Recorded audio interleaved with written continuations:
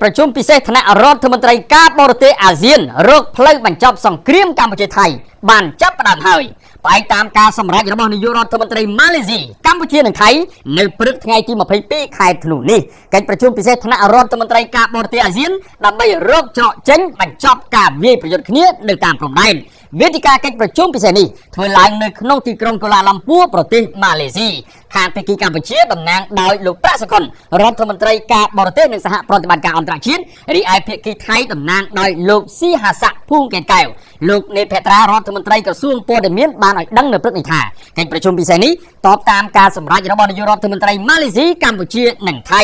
ហើយកិច្ចប្រជុំនេះនឹងពិភាក្សាអំពីការវិវត្តថ្មីនៃស្ថានភាពសង្គ្រាមនៅតាមព្រំដែនដើម្បីបង្កើនជំនឿទុកចិត្តគ្នាឡើងវិញហើយឈានទៅរកការបិទបញ្ចប់នៃការផ្ទុះអាវុធទីហ៊ានសៀមប្លង់គម្រាមអ្នកប៉ោយប៉ែតឲ្យចាក់ចេញជាទេតនាចង់កំទេចអគារពាណិជ្ជកម្មនៅកណ្ដាលក្រុង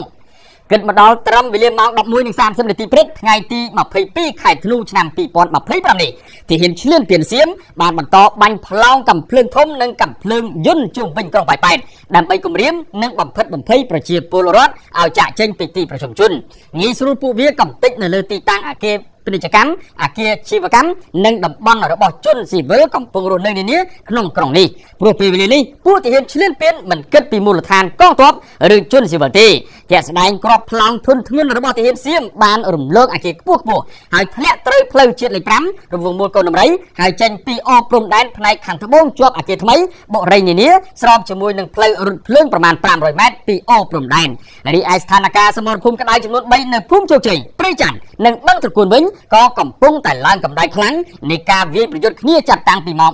4:30 នាទីទីភ្លឺទាហានសៀមបានប្រើយន្តហោះចម្បាំង A16 ផ្សែងពុលរត់ក្រោះរត់ពីដៃកំភ្លើងប្លង់បាញ់បុកនិងកងថ្មើរជើងសម្រាប់ចូលឈ្លានពានប៉ុន្តែកងទាហានកម្ពុជាវិញក៏បានវាយតបតដោយមិនរាថយឡើយដោយឡែកនៅខេត្តបាត់ដំបងវិញទាហានសៀមបានពង្រីកសង្គ្រាមប្លង់ចូលដល់ស្រុកភ្នំព្រឹកសំពៅលូននិងស្រុកម៉ាឡៃបំផ្លាញផ្ទះជនស៊ីវិលនិងរងរបួសពលរដ្ឋម្នាក់អាមេរិកបង្ហាញជំហរសារជាថ្មីឲ្យកម្ពុជាថៃឈប់បាញ់គ្នានៅមុនកិច្ចប្រជុំការបរទេសអាស៊ានជាថ្មីម្ដងទៀតសហរដ្ឋអាមេរិកបានចេញមុខអន្តរាគមន៍ឲ្យកម្ពុជាថៃបញ្ឈប់ការវាយប្រយុទ្ធគ្នាជាបន្ទាន់ហើយដកអាវុធធុនធ្ងន់ចេញពីព្រំដែនដោយគោរពតាមកិច្ចព្រមព្រៀងសន្តិភាពនៅម៉ាឡេស៊ីឡើងវិញការអំពាវនាវនេះធ្វើឡើងនៅមុនកិច្ចប្រជុំការបរទេសអាស៊ាននៅព្រឹកថ្ងៃទី22ខែធ្នូឆ្នាំ2025នេះលោក Thomas Tommy Pickett អ្នកនាំពាក្យរងក្រសួងការបរទេសអាមេរិកបានថ្លែងថាយើងស្វាគមន៍បណ្ដាមេដឹកនាំអាស៊ានជួបជុំគ្នានៅថ្ងៃនេះដើម្បីឲ្យភាគីទាំងពីរបដិញ្ញាចិត្តក្នុងការបិទបញ្ចប់ជម្លោះសហរដ្ឋអាមេរិកបន្តអំពាវនាវឲ្យថៃនិងកម្ពុជាបញ្ឈប់អរិភាពនឹងគ្នាចាប់ពីពេលនេះតទៅពលរដ្ឋខ្មែរនៅប្រទេសបារាំងជប៉ុនកូរ៉េអូស្ត្រាលីនូវែលសេឡង់សហរដ្ឋអាមេរិកបន្តទាមទារឲ្យសៀមបញ្ឈប់សង្គ្រាមឈ្លានពានដោយសារតែពន្លឺនៃការបិទបញ្ចប់សង្គ្រាមឈ្លានពានរបស់សៀមនៅមិនទាន់មាននៅឡើយប្រជាពលរដ្ឋខ្មែរកំពុងរស់នៅតាមបណ្ដាប្រទេសជាច្រើនដែលមានដូចជាបារាំងជប៉ុនកូរ៉េខាងត្បូងអូស្ត្រាលីនូវែលសេឡង់និងសហរដ្ឋអាមេរិករាប់ពាន់នាក់បានបន្តជួបជុំគ្នាថ្កោលទោសការឈ្លានពានរបស់យោធាសៀមជុំវិញការតវ៉ានេះពួកគេបានដាក់ញត្តិជូនរដ្ឋាភិបាលនៃបណ្ដាប្រទេសនីមួយៗដើម្បីជួយរកយុត្តិធម៌ជូនជនរងគ្រោះកម្ពុជាគោលរំលឹកថាមកដល់ថ្ងៃទី22ខែធ្នូនេះគឺជាថ្ងៃទី16ហើយនៃសង្គ្រាមឈ្លានពានរបស់យោធាសៀមមកលើប្រទេសកម្ពុជា